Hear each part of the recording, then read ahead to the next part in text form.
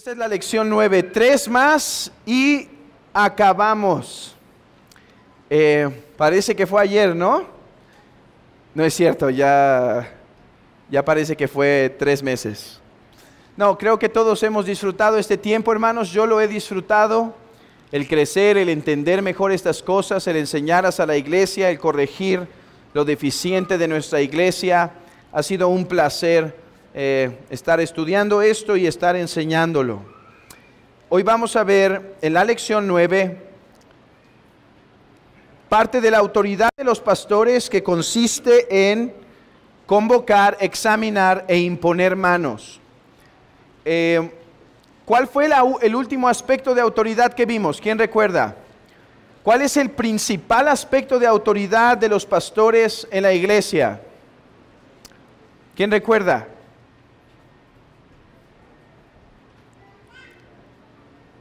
Lo vimos la semana pasada.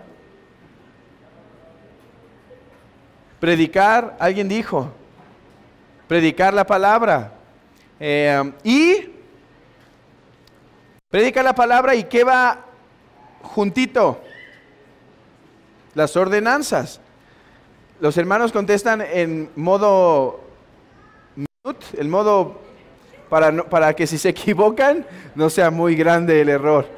Hermanos, si aciertan, acierten bien, y si se equivocan, equivóquense bien, hermanos. Estamos para aprender, no tengamos pena en eso. Ok, hoy vemos estos 3 elementos, y en las 3 lecciones que faltan, Dios mediante, terminaremos de ver los otros 7 elementos más. Vamos a considerar cada uno de ellos de forma particular. ¿Qué significa convocar? ¿Cuál es la base bíblica de este principio?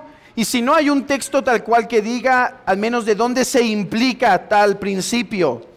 Después, cuáles son sus límites, y terminamos con cuál es su aplicación. Y vamos a verlo en los 3 por separado: convocar,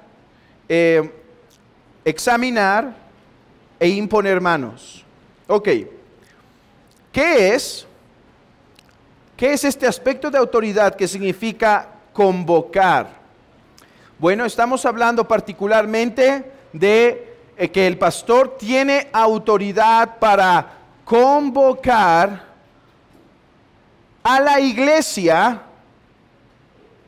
para las reuniones generales y las reuniones de miembros. Dice Cotton en sus notas, si no me equivoco está: un segundo acto de autoridad común a los ancianos es que tienen el poder de convocar a la iglesia a reunirse según lo requiera cualquier ocasión importante. Lo que se está exponiendo es que son los ancianos quienes llaman a la iglesia a reunirse para adorar o a reunirse para tratar asuntos de negocios.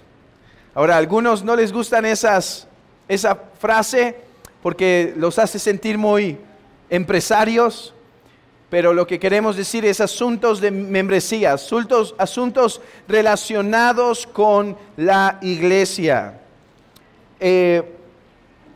Son los pastores, como está explicado en nuestra Constitución, los que tienen la autoridad para llamar a la iglesia a adorar, por ejemplo, en el día del Señor, y decir: iglesia, vamos a reunirnos a las 11 de la mañana y vamos a reunirnos a las 4 de la tarde el domingo en el día del Señor.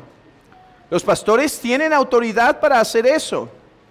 Y aquí es en donde quizá hay algunos cambios y empieza a manifestarse, hermanos, que no somos un tipo de democracia de los bautistas generales de nuestros días, en donde, bueno, vamos a votar todos para ver si sí nos reunimos a las 10 o a las 10:05.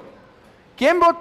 No, hay áreas muy claras donde la iglesia tiene que votar.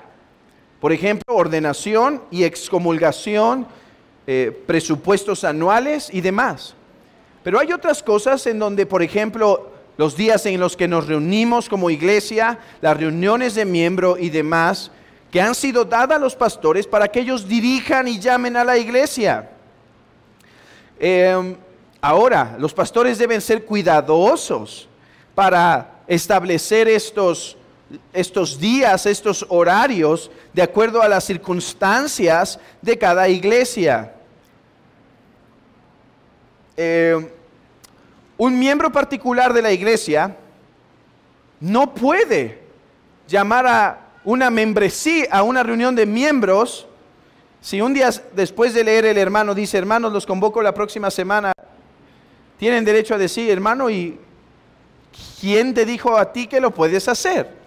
Un miembro particular no puede llamar a la iglesia a reunirse en una reunión de miembros, sino que los pastores son los que han sido llamados para convocar a la iglesia. Queda claro el principio, ¿no es cierto? Creo que no se necesita mucha explicación en esto. Ahora, ¿qué textos nos da John Cotton para argumentar a favor de esto? Bueno, antes de ir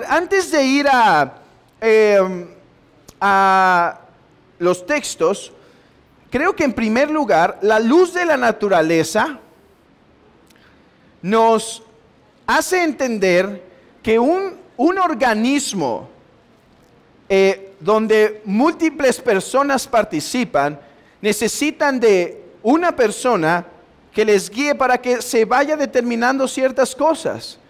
Pues si no, la iglesia nunca va a llegar a ningún lado.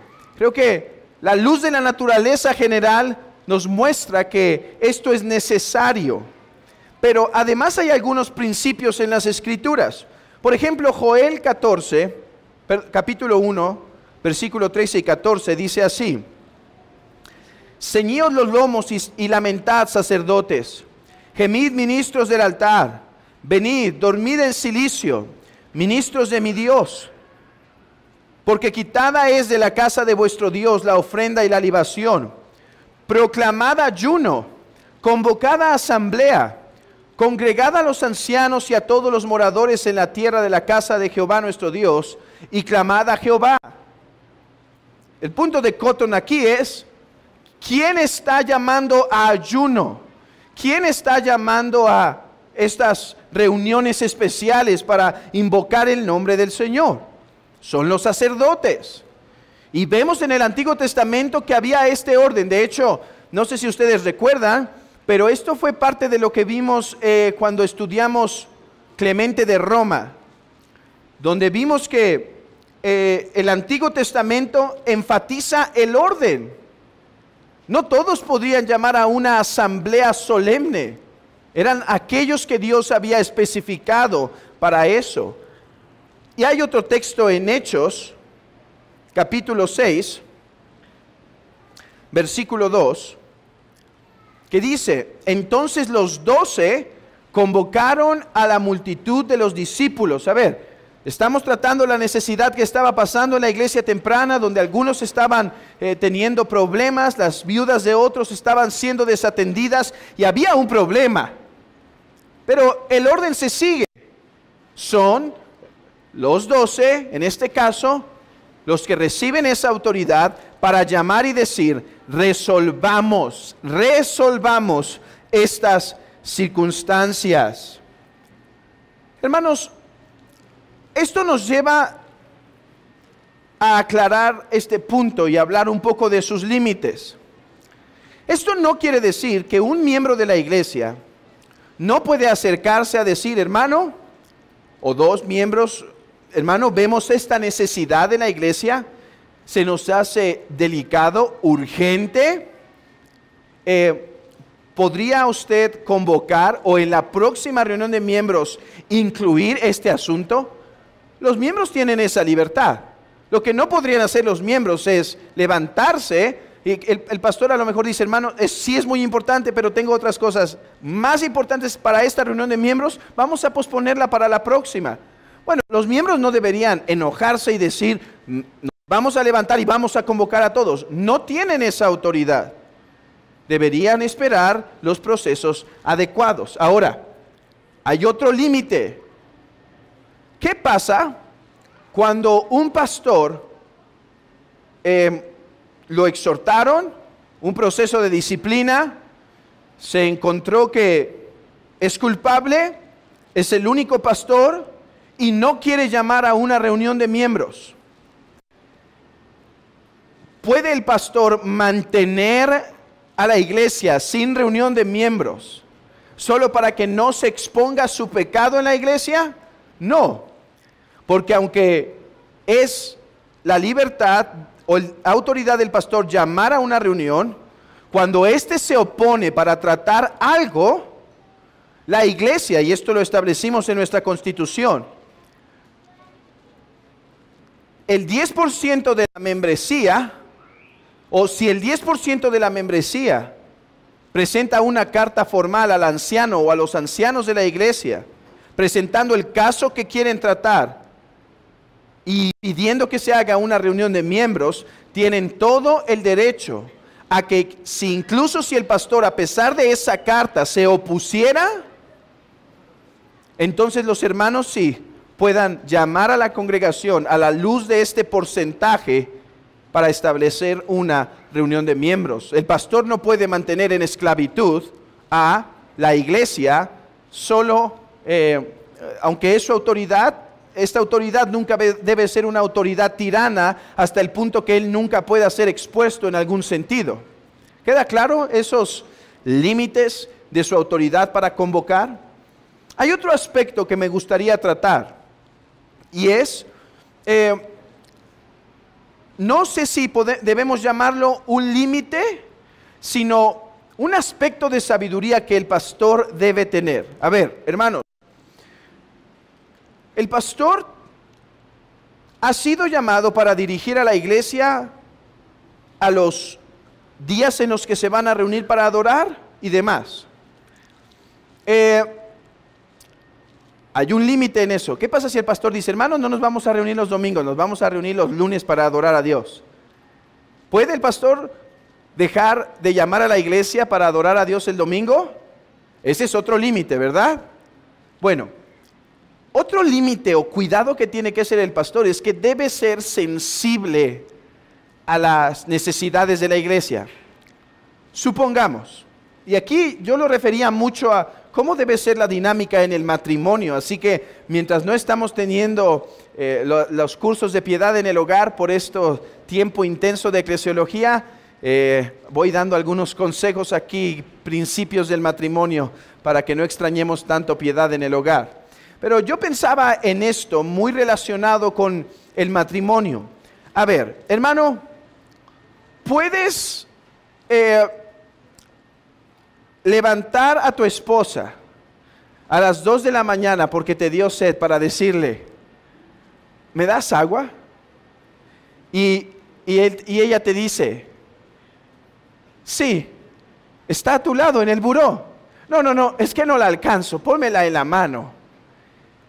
A ver, hombre, sí, esto es exagerado, yo sé, pero tienes autoridad para decir esas cosas, pero eso es nada sensible.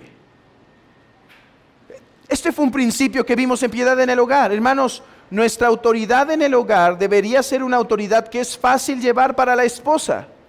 Ok, me tengo que levantar a las 4 y esposa, me ayuda mucho si te levantas a las 3:30 a prepararme mi café. Bueno, y si te lo dejo preparado desde antes y nada más tú le prendes a la estufa, ¡oh, insujeta! Sabía desde el principio que... Hermano, es ser sensible. Es ser sensible a decir, tengo autoridad, pero voy a hacer que disfrutes llevar mi autoridad. ¿Sí?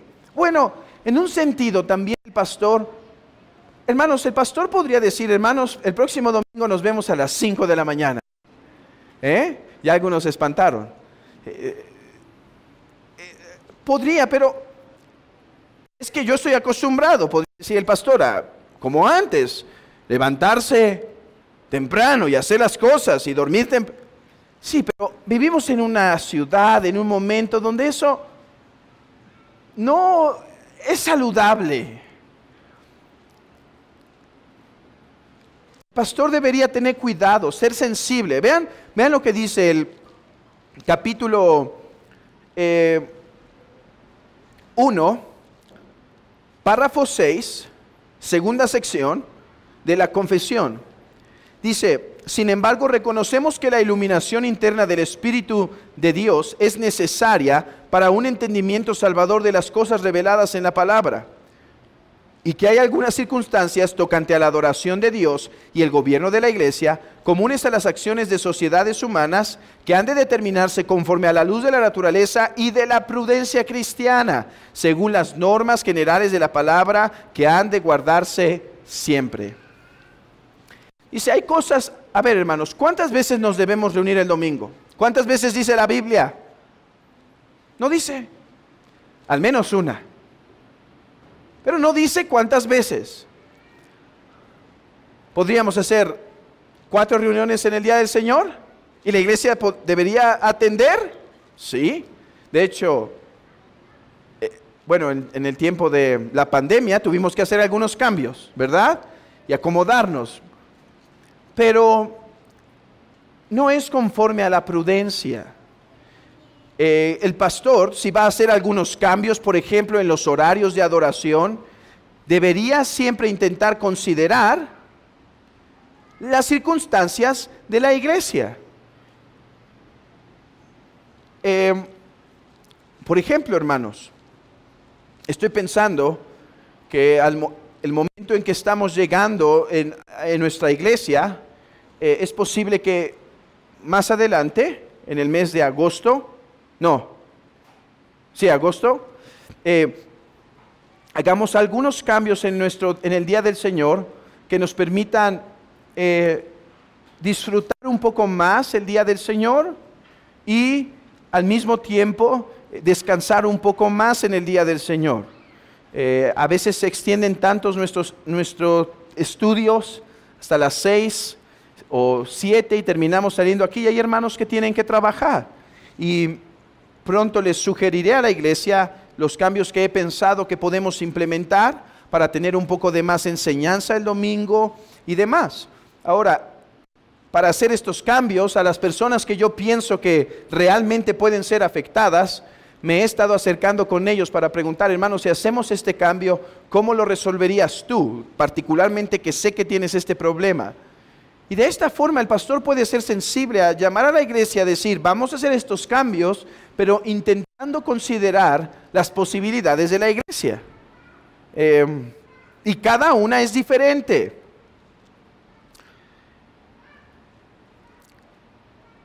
Debe hacer esto entonces con toda sensibilidad. De manera, hermanos, que la iglesia no sienta que el pastorado ejerce un gobierno sobre la iglesia en donde ésta sufre. Es como la mujer: ok, estoy sometiéndome a mi esposo, pero sufro en someterme. No, realmente yo oro, hermanos, y me examino, y quiero seguir examinándome para poder dirigir a esta iglesia de una manera que el sometimiento de la iglesia pueda ser en gozo, como dice el apóstol Pedro, cuando dice en 1 de Pedro 5: ruego a los ancianos que están entre vosotros, yo anciano también con ellos y testigos de los padecimientos de Cristo, que soy también partícipe de la gloria que será revelada.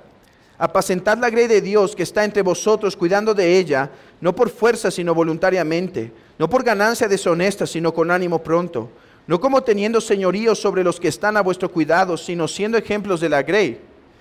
Y creo, hermanos, que eso es algo en lo que debe esforzarse el pastor, debo esforzarme yo, hacer los cambios que considero que son mejor, pero al mismo tiempo hacerlo de una manera que sea llevadera para la iglesia. Ahora,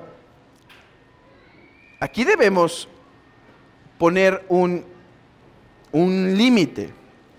Hay veces, hermanos, así como el pastor, se exhorta continuamente en la Biblia al pastor que tenga cuidado de excederse en su autoridad, ¿verdad? ¿Por qué creen que se le exhorta eso? Porque al tener autoridad puede ser parte como de su pecado. ¿Me explico? ¿Por qué se le dice a los esposos más frecuentemente que amen a sus esposas? Porque a no amarlas a lo que pueden caer más, ¿cierto? Bueno, lo mismo con el pastor. Ok, ¿Por qué creen que se insiste en la Biblia tanto a los miembros de las iglesias que se sometan a sus pastores? Porque puede ser algo que cueste. Así que el pastor debe ser sensible en decir, ok, vamos a intentar esto, hermano, voy a escuchar esto, ok, tienen razón, voy a considerarlo. Pero al mismo tiempo debe llegar un momento en decir, hermano, tú me estás diciendo que no cambiemos el culto simplemente para despertar, para dormirte 10 horas. Por favor, tienes que arrepentirte. El pastor tampoco debe llevar su liderazgo hasta tal punto de simplemente estar como McDonald's, al cliente lo que pida. El pastor, debe haber ese equilibrio. Debe saber cómo tener cuidado en ejercer su autoridad y al mismo tiempo no permitir que la iglesia esté cayendo en el pecado de estar quisquillosa. No, hermano, es que sería mejor. Voy a poner un ejemplo que nunca ha pasado y nunca va a pasar, pero así ayudan más los ejemplos. Hermano, vamos a ¿por qué vamos a empezar este servicio a las 10 de la mañana? Es que todos los años a esa hora es el Super Bowl. Y ya, ¿qué le diría yo a ese hermano? Hermano, no le voy a preguntar a quién le vas, sino, no importa, estás mal, hermano. Por favor, es el día del Señor. Espero que esto se entienda. El pastor tiene autoridad para llamar a la iglesia, para determinar las formas y las maneras, pero debe ser sabio de escuchar a la congregación. Algunas aplicaciones de esto. Hermanos, al entender la autoridad de los ancianos, seamos prestos a atender a las reuniones. Y aquí me lamento que no haya más miembros, pero espero que lo estén viendo por internet o que lo vean en el futuro lejano. Pero hermanos, creo que esta iglesia ha aprendido la importancia del culto de la mañana en el día del Señor. Hoy tuvimos que sacar otra vez esas sillas negras que están a punto de destrozarse porque no cabíamos, gracias a Dios. Pero hermanos, hay otras reuniones en nuestra iglesia que yo pienso que los miembros necesitan atender con más importancia el principio que estamos viendo, que si los ancianos están llamando a reunirnos, que en la medida que sea posible asistan. Por ejemplo, en los estudios en la tarde, no sé si somos la mitad de lo que éramos en la mañana. Ahora, los visitantes no tienen la responsabilidad, pero yo me pregunto, ¿qué miembros no están aquí que hoy sí, pudiendo estar, han preferido ignorar el llamado de los ancianos a reunirnos en el día del Señor, en la tarde? Ok, hermano, es que el calor y esto y... Hermano, nadie está disfrutando este local. No es que nosotros no tengamos calor o no tengamos sueño. Hermanos, estas semanas han sido pesadas. Pobres hermanos, el viernes di las lecciones del seminario casi medio acostado en el púlpito. Todos estamos cansados. Las mamás con hijos están cansadas. Hermano, que no estás, que nos estás viendo ahora por el internet o nos verás en el futuro. ¿Por qué no estás hoy, hermano? ¿Por qué no estás hoy? ¿Preferiste la comodidad de tu casa en lugar de la comunión de tus hermanos y reunirte? ¿Qué tal los miércoles, queridos hermanos? Hay miércoles que tenemos muy concurrido, como este miércoles.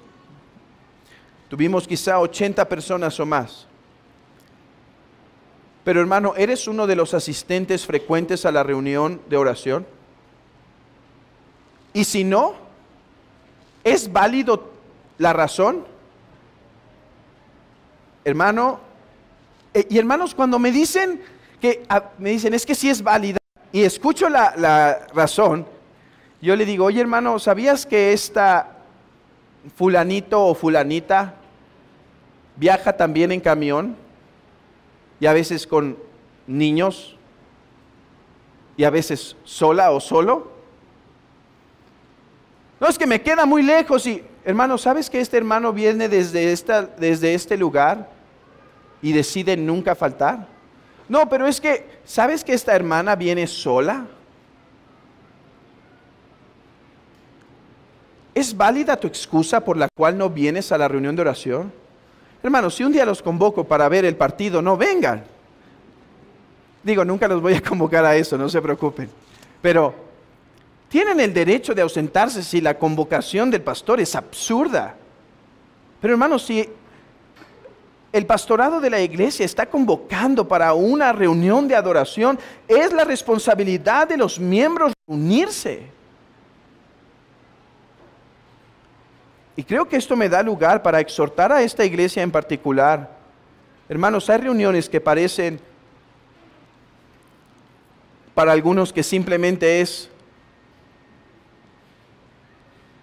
bueno, si llega a pasar el milagro que puedo ir, voy. No, búscalo. Hay hermanas que tienen razones justas. Mi esposo me lo prohíbe el miércoles. Yo le digo, está bien, pero no se acostumbre, ore hasta que Dios cambie el corazón de esa persona. Y a veces parecemos que nos hemos acostumbrado. Queridos hermanos, gloria a Dios por los que están aquí cada miércoles para interceder. Pero, ¿qué de aquellos que no? Frecuentemente pedimos perdón a Dios por aquellos que pueden estar y no están en el día del Señor. No estoy hablando de los hermanos que apenas acaban de tener un bebé. Obviamente no los espero este miércoles. Y no se sorprendan si el varón viene. Porque aquí los hermanos, hay ciertos hermanos que pueden tener muy claras sus responsabilidades en eso. Hay razones válidas, enfermedad, bebés recién nacidos. Pero hermanos, creo que nos falta entender nuestra responsabilidad muchas veces cuando la iglesia es convocada a estas reuniones.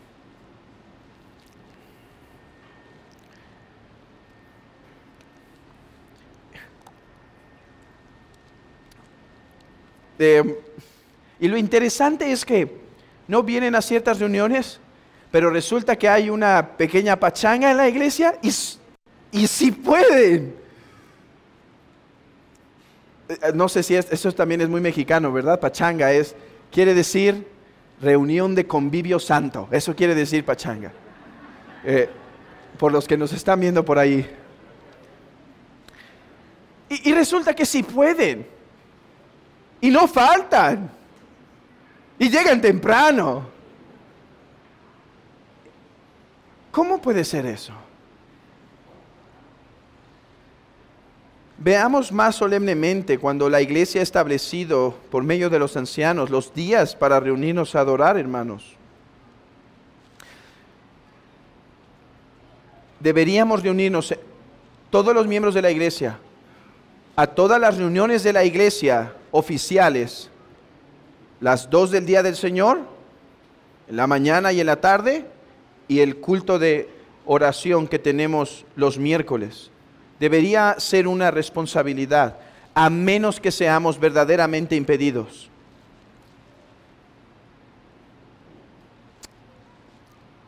Ok, mucha aplicación. Abrí un poco mi corazón para exhortar a esta iglesia de una necesidad que veo, pero espero que también estén claros los límites de esto.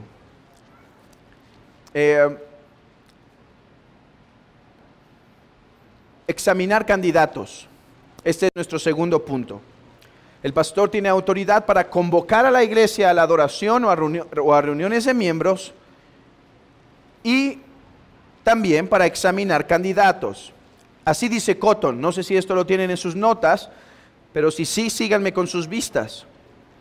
Es un acto de su poder examinar ya sea a oficiales o miembros, pues si así era para con los apóstoles, mucho más para cualquier otro, antes de ser recibido por la iglesia. El punto aquí es que los pastores tienen la responsabilidad y la autoridad de examinar personas que están buscando la membresía de la iglesia o personas que son nominadas por la iglesia para el pastorado. ¿Sí? Examinar a los miembros, a los futuros miembros, por medio de una entrevista o varias entrevistas, para saber quién es esa persona, cuál es su trasfondo, de qué iglesia viene, cómo quedó en esa otra iglesia, si ha tenido algún proceso de disciplina o tuvo un proceso de disciplina, e incluso si es necesario investigar un poco más y cómo es tu situación familiar. Los pastores deben tener y tienen ese cuidado y deben ejercer esa autoridad. Al mismo tiempo con los candidatos. Vamos a empezar a practicar nuestra nominación, ¿cómo se llama? Consulta nominativa, en donde anualmente se le pedirá a la iglesia que manifieste si ve entre ellos algún anciano o algún pastor.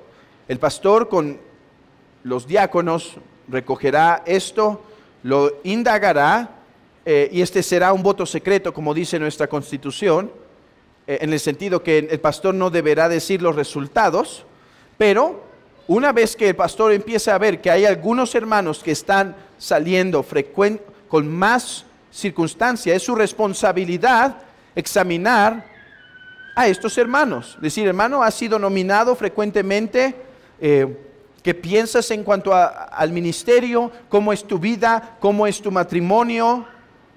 Y demás. ¿Cuál es la base bíblica para esto? Bueno, Cotton cita un pasaje en Apocalipsis capítulo 2. Abran sus Biblias brevemente en Apocalipsis capítulo 2, versículo 2.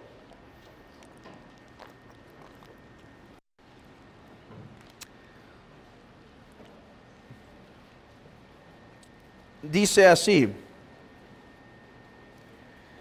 yo conozco tus obras y tu arduo trabajo y paciencia. Bueno, desde el 1 para que entendamos mejor el punto. Escribe al ángel de la iglesia en Éfeso. ¿Quién es el ángel de la iglesia? Una postura es que el ángel de la iglesia puede ser un pastor. Alguien va a decir, bueno, el mío no tiene nada parecido a un ángel, pero bueno, algunos piensan que se refiere a el pastor de la iglesia de Éfeso, ¿sí? Entonces, a la luz de eso, escuchen lo siguiente. El que tiene las 7 estrellas en su diestra, el que anda en medio de los 7 candeleros de oro, dice esto: yo conozco tus obras y tu arduo trabajo y paciencia, y que no puedes soportar a los malos, y has probado a los que dicen ser apóstoles y no lo son,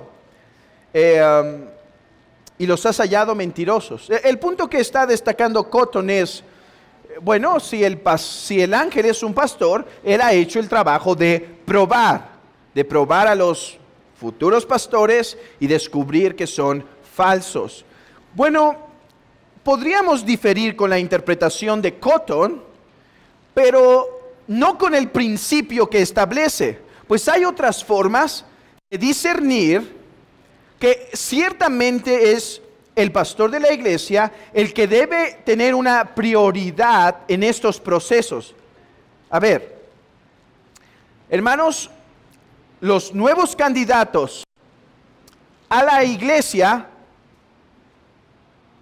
¿quién tiene el poder para recibirlos? Recuerden, contesten y o me equivoco bien o le atino muy bien. Bien, la iglesia. Así que la iglesia debe saber quién es la persona, debe escuchar algo de su testimonio y demás.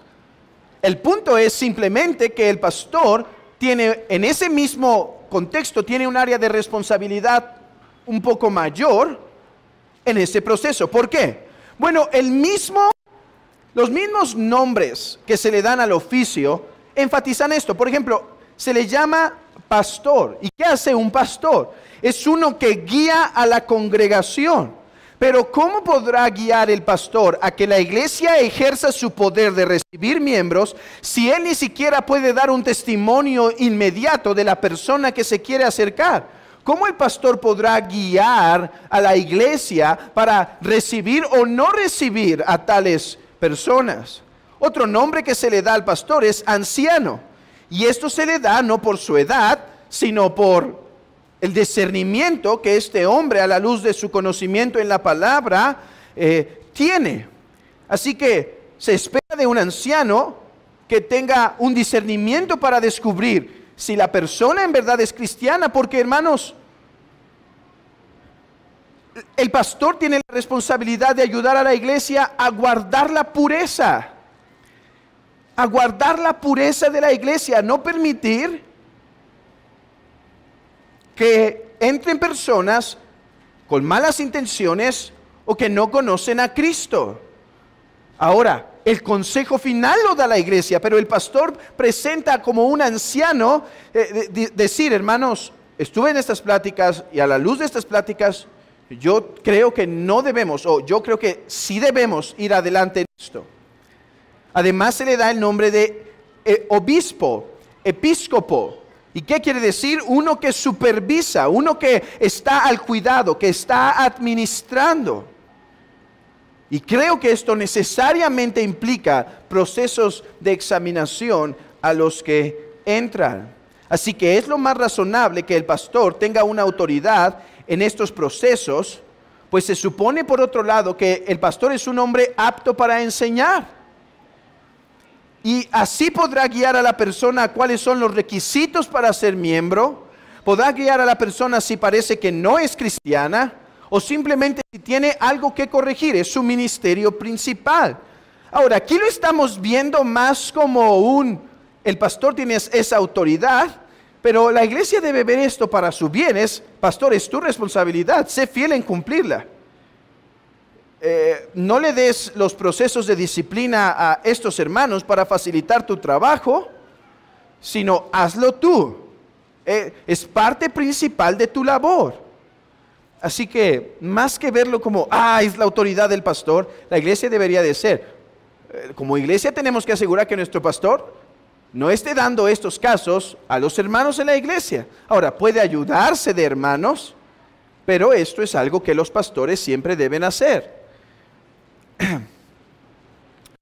Hay pastores que les puede gustar mucho quizá otras áreas del ministerio, como estudiar o visitar, y decir, bueno, yo me voy a dedicar más a la cuestión de los libros, que alguien más haga las membresías. Hermano, así yo me puedo ir a mi oficina y vivir ahí y ya nos... No, el pastor tiene que hacerlo. O al menos un pastor tiene que hacerlo. Si algún día tenemos una pluralidad, oren hermanos, oren. Ellos se dividirán las entrevistas de membresía o la harán juntos. El punto es que un pastor debe hacerse cargo de esto. Ahora, ¿cómo sabemos que el pastor debe examinar a los candidatos al ministerio? Bueno, en primer lugar, porque se supone que el pastor está activo en reconocer a las personas en nuestra iglesia que poseen algún tipo de llamamiento. Porque dice 2 Timoteo 2:2, esto encarga a hombres fieles que sean idóneos para enseñar también a otros. El pastor se supone que conoce la congregación y a la luz de conocerla, sabe que hay hermanos que tienen un don especial, una entrega especial, unas cualificaciones especiales, y el pastor debería estar entrenando, y eso hace necesario que el pastor conozca quiénes son, porque para saber que son fieles, ¿fieles en qué? Fieles en sus vocaciones, fieles en su servicio a Cristo, fieles en su familia, y de esta manera el pastor puede conocerlos y recomendarlos. A ver, hermanos, sería ideal que si al próximo pastor que vamos a ordenar en la iglesia, ya lo invitaste una vez a cenar a tu casa. Sería ideal. Pero yo sé que no todos lo van a poder invitar. Además que sería riesgoso para su salud cenar tan rico, tan frecuente. Pero no todos podrían. No obstante, la iglesia debe saber, bueno, yo no sé cómo vive con su esposa y con sus hijos, pero el pastor está diciendo que es una persona recomendable y por lo tanto conoce algo de esa situación. Además dice Timoteo, no pongas las manos con ligereza, lo que quiere decir que el pastor debe saber quién es aquel sobre quien pone las manos. ¿Quién es? No puede ser un desconocido. Es alguien que puede decir, sé cómo vive, sé cómo es, lo hemos examinado en su vida y en su doctrina. Hay un examen doctrinal que quizá vamos a implementar en la iglesia, que los pastores, escuché de esto, ¿quién fue? Creo que fue el hermano Eduardo Flores, que nos platicó de un examen doctrinal que ellos hacen para los candidatos, y creo que es algo útil. Así que voy a empezar a preparar un buen examen. A ver, el hermano tiene, esto es importante aclararlo, todo hermano que va a ser llamado al ministerio pastoral debe tener buena doctrina, debe saber su doctrina, aunque no debemos esperar de todo hermano un conocimiento teológico, una precisión teológica, como de teólogos de afuera de la iglesia o cosas así. Solo para aclarar, el examen no va a ser tan difícil, ¿ok? Suficiente para guardar la iglesia. Límites. No obstante, el pastor no tiene la autoridad para que el pastor deba conocer a estas personas, no le da la autoridad para cerrar las puertas de los candidatos a membresía según sus propias preferencias. Él no puede pasar esa autoridad. Él puede examinar, pero si no hay pecado, no puede poner sus preferencias como razones por las cuales bloquearle. Y de hecho, en nuestra Constitución dice justamente eso, que cuando hay un proceso de membresía y llega un momento en donde el pastor dice, hermano, no podemos avanzar, tienes que resolver esto, debería informar a la iglesia por qué. No los detalles, porque quizás son cosas personales, pero una razón general. ¿Por qué? Hermanos, hablé con la persona que está buscando la membresía y le sugerí que espere un poco porque hay una situación familiar, laboral, personal que tiene que atender antes. Y de esta forma, hermanos, se guarda de que el pastor tenga un abuso de no meter a esa persona a la iglesia, de no querer proponer a esta persona a la iglesia simplemente por alguna cuestión personal. Y lo mismo pasa en la cuestión de los candidatos al ministerio.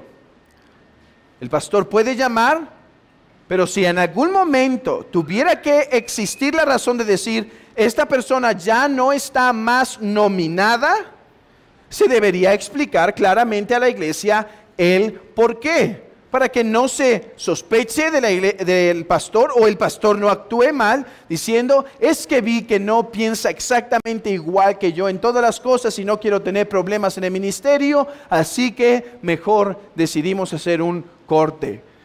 No, el pastor no puede retener ni membresías ni oficios al ministerio por razones personales.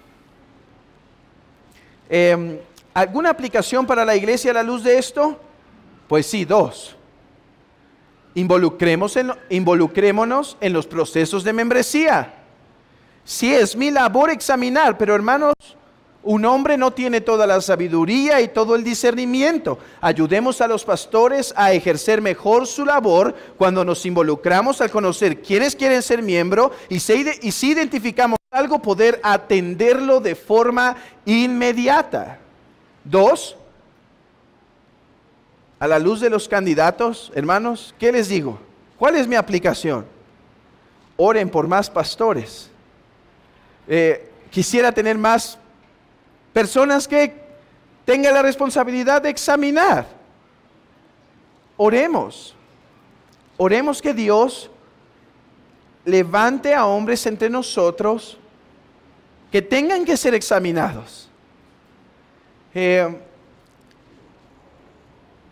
Alguien puede decir, pero hermano, ¿para qué los pedimos si nos lo quitan? Si después nos los quitan. Pidan por doble, pidan, hermano, Señor, te pedimos por pastores para otras iglesias y también para la nuestra. Pero esto es mi exhortación, hermanos. La obra del ministerio en esta iglesia ha crecido por la gracia de Dios. Me están esperando, una vez que acabemos los procesos de la constitución eclesiástica, me están esperando cerca de 10 a 12 procesos de membresías. Y hay mucho trabajo, hay mucha necesidad de consejería, visitación. Oremos que Dios provea más pastores a esta iglesia que se necesitan. Ok, por último, creo que va a ser una lección corta, ¿no? ¿Cuánto tiempo llevo, hermano? ¿Cuánto? 50. Perdón, no era tan corta. Imposición de manos. Definición, ¿qué queremos decir con esto? Bueno, dice Cotton, el cuarto acto del gobierno de la ordenación de oficiales que el pueblo ha elegido, importante, ¿no es cierto? ¿Quién elige a los oficiales de esta iglesia como sus oficiales? ¿El pastor? ¿Quién? La iglesia. Dios, bien, es correcto. Dios y la iglesia los ratifica, los reconoce. No obstante, aquí hay varios puntos. Uno, y esto lo dice nuestra Constitución, el pastor es el que nomina. El pastor es el que tiene la autoridad para nominar. O sea, la iglesia puede poner en nombre los nombres, pero la nominación oficial viene por los pastores de la iglesia. El punto aquí es que el pastor es quien tiene la autoridad para imponer las manos. Ahora, alguien puede decir, pues sí, que las imponga, ¿qué importa? Hermanos, el acto de imposición de manos es un acto bíblico. Pablo le dice a Timoteo, no imponga las manos con ligereza. Pero ¿cuál es el significado de imposición de manos y la realidad espiritual? Y me gustaría decir un poquito de este aspecto que desconocemos un tanto, a fin, hermanos, de que veamos entonces el aspecto especial que tienen los pastores en este proceso.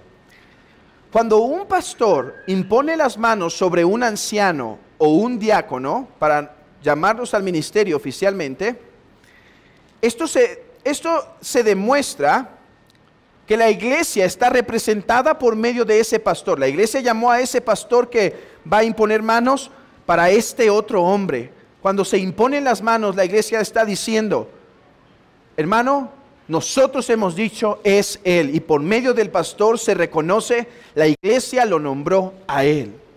Por otro lado, la imposición de manos ayuda a pedir en oración de forma especial por gracias y dones particulares para este hombre.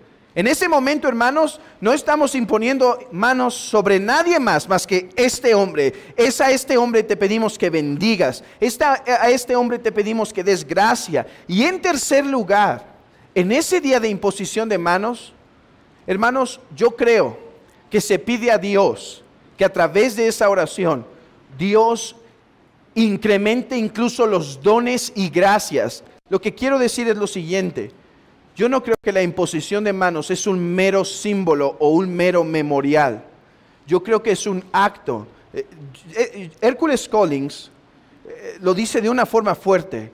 Dice, es un acto como a través de este hombre, las manos de Dios en un sentido estuvieran diciendo, te bendecimos. Estuvieran diciendo que crezcas, que pueda ser una bendición para esta iglesia. Y es el anciano de la iglesia quien tiene autoridad para hacer esto. Lo vimos en Timoteo, lo vimos en Hechos 6:6. Esto es interesante. Los apóstoles llaman a la iglesia a una reunión, les dice que elijan hombres, pero los presentan delante de los apóstoles.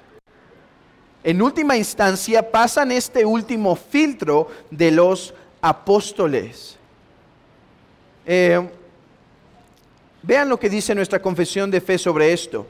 La manera designada por Cristo por el llamamiento de cualquier persona que ha sido calificada y dotada por el Espíritu Santo para el oficio de obispo o anciano en una iglesia es que sea escogido por la misma, para él mismo, por la votación común de la iglesia misma y solemnemente apartado mediante ayuno y oración con la imposición de manos de los ancianos de la iglesia, si es que hay alguno constituido anteriormente en ella. Y para el oficio de diácono, que sea escogido por la misma votación, apartado mediante oración y la misma imposición de manos. Y esto limita la autoridad, y con eso terminamos, hermanos. El pastor tiene autoridad para imponer manos, pero tiene autoridad para imponer manos en su iglesia local. El pastor no es que va caminando con un poder ahí afuera en las otras iglesias diciendo, hermanos, hoy estoy aquí, ¿quieren aprovechar para que impongamos manos? No. El pastor tiene autoridad para imponer manos en su iglesia local a los oficiales que la iglesia ha designado. ¿Qué pasa? ¿Qué pasa cuando no hay ancianos en la iglesia que pueda imponer manos sobre el otro anciano? ¿Qué se hace? Bueno, otro pastor de otra iglesia, de una iglesia hermana, podría ser llamado para que se impongan las manos sobre ese hombre, pero debería ser claro a través de ese día de ceremonia que este hombre será ordenado no por la autoridad de este pastor, sino por la autoridad de esta iglesia que momentáneamente encomendó a este pastor que se ore por esta persona. Y esto nos da claridad sobre un aspecto importante. Hermanos, la autoridad de los pastores no depende si lo ordenó el apóstol Pablo o si lo ordenó un pastor de una iglesia local desconocida. No importa si el pastor que ordenó a otro pastor, ¿saben que este fue un debate que pasó en el tiempo de la iglesia temprana?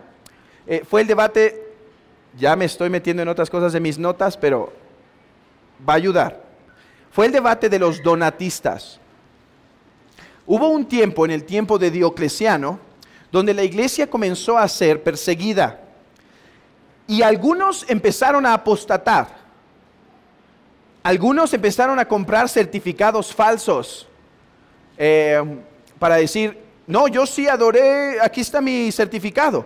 O algunos, para no ser quemados o muertos, daban las Biblias o daban objetos sagrados de la iglesia temprana para que no sufrieran.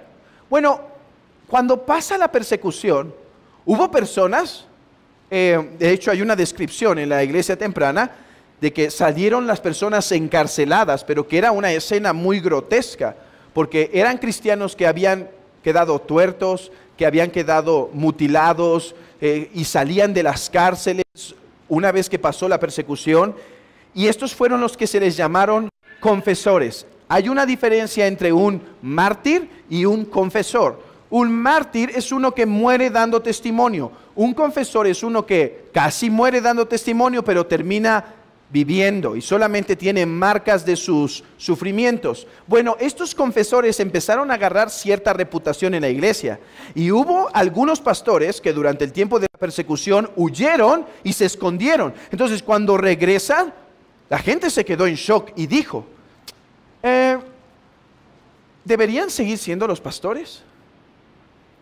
¿Deberían que cayó? A ver, este pastor fue ordenado por este hermano que apostató, entonces quizá ya tampoco es válido su ministerio.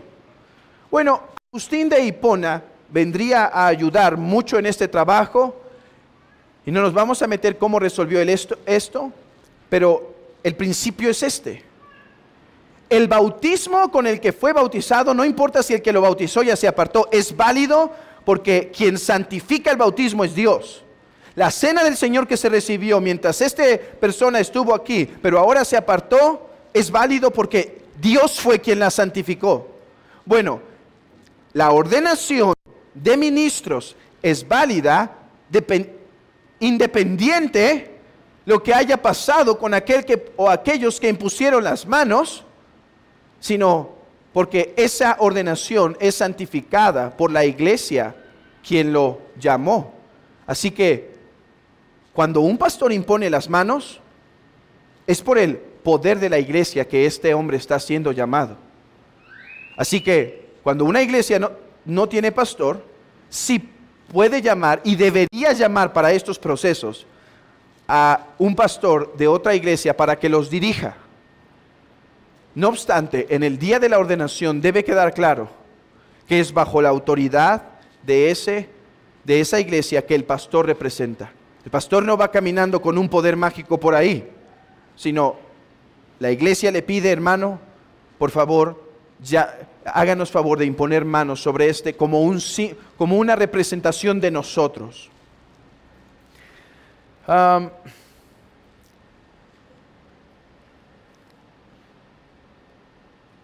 Mi aplicación es la misma, semejante a la última. Hermanos, oremos que podamos tener el privilegio pronto de ordenar ya hermanos entre nosotros, estos dones que Cristo nos regala para la edificación y crecimiento de la iglesia. Bueno, estas son las otras 3 áreas de autoridad: convocación, examinación e imposición de manos.